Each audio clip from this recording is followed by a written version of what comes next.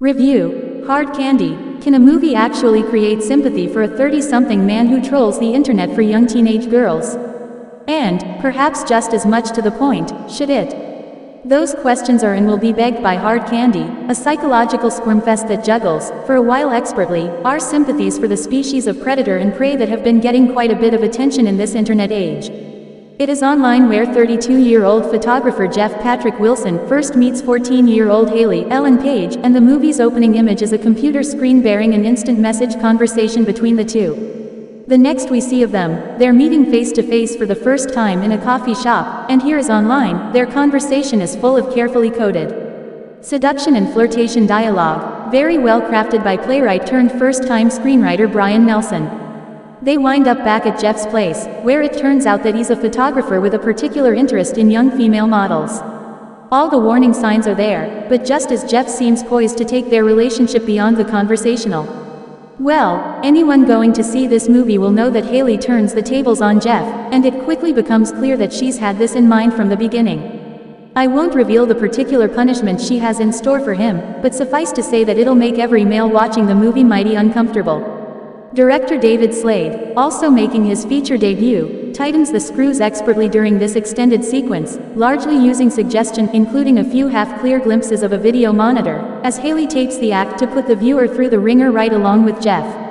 It reaches the point where Slade and Nelson clearly want the audience to ask themselves whether Jeff's actions really warrant the payback Haley is inflicting upon him. This uneasy ambiguity makes Hard Candy creepily compelling for the first hour or so, with a pair of performances that are dead on target.